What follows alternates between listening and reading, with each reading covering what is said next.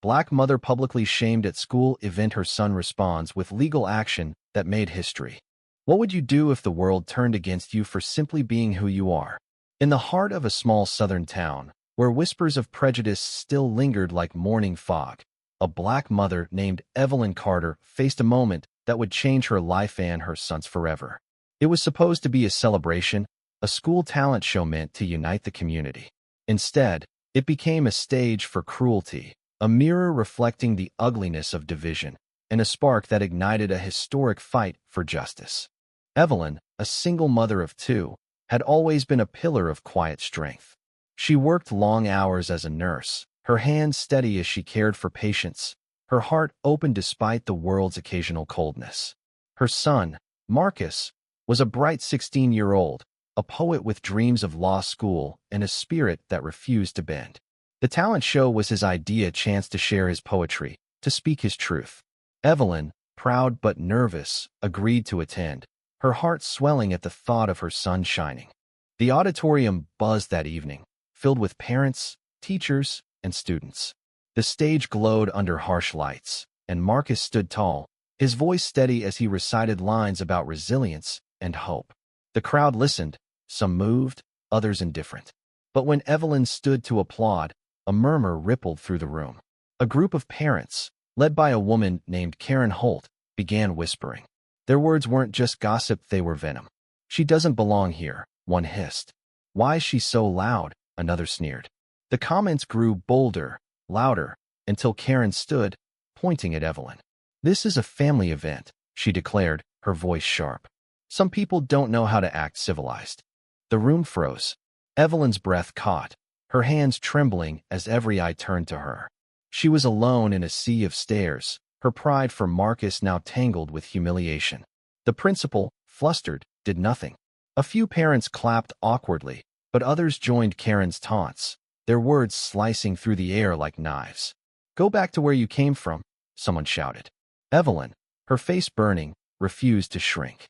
She stood taller, her gaze locking with Karen's, but inside, her heart broke not for herself, but for Marcus, who watched from the stage, his poem unfinished. Marcus's rage was silent but fierce. He stepped off the stage, took his mother's hand, and led her out, the crowd's whispers trailing them like shadows. That night, in their small living room, Evelyn wept. Marcus didn't.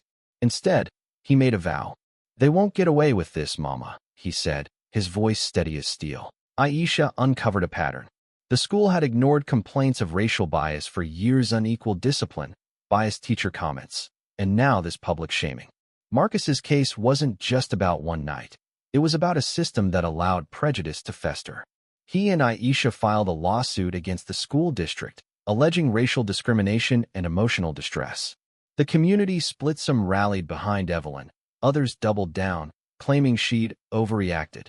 Karen Holt became the face of the opposition, her interviews on local news dripping with denial. It wasn't about race, she insisted. But the evidence told a different story. The trial was a spectacle. Marcus, now 17, testified with a poet's eloquence, his words painting a vivid picture of his mother's humiliation and the school's inaction. Evelyn took the stand, her voice steady despite the weight of memory. "I just wanted to cheer for my son," she said, her eyes glistening. "But they made me feel like I was nothing." The courtroom hushed, the weight of her words sinking in. Aisha presented emails, witness accounts, and even cell phone footage from that night, capturing the crowd's hostility. The defense faltered, their excuses unraveling. The jury's verdict was unanimous. The school district was liable. They awarded Evelyn damages for emotional distress, but more importantly, they mandated sweeping changes: anti-bias training, revised policies, and public accountability. Marcus's case set a precedent, cited in legal journals as a landmark for grassroots civil rights battles. The small southern town became a symbol, not of division, but of what courage could achieve. Evelyn, once shamed, was now a beacon. Strangers sent letters of support, local activists organized workshops in her name. Years later, Marcus, now a law student, stood at another podium, this time at a community center. He spoke of his mother, her resilience, and the fight that changed their lives. Evelyn sat in the front row, her smile quiet but radiant. The wooden signboard from that fateful night rescued from the auditorium's trash now hung on the center's wall, its handwritten words faded but bold. Her son fought back. It wasn't just a victory for them. It was a reminder that justice, though hard won, could reshape a world that dared to listen. The scars remained, but so did their strength. Evelyn still worked as a nurse, her hands as steady as ever. Marcus's poetry now carried the weight of history, each word a testament to a boy who refused to let his mother's pain be forgotten. Their story wasn't just about a trial, it was about love, defiance, and the power of standing up when the world tries to push you down. What would you do if the world turned against you? Evelyn and Marcus answered with action, and their answer echoed far beyond that small southern town. Thank you for listening. If you find it interesting, please like and subscribe to follow the next stories.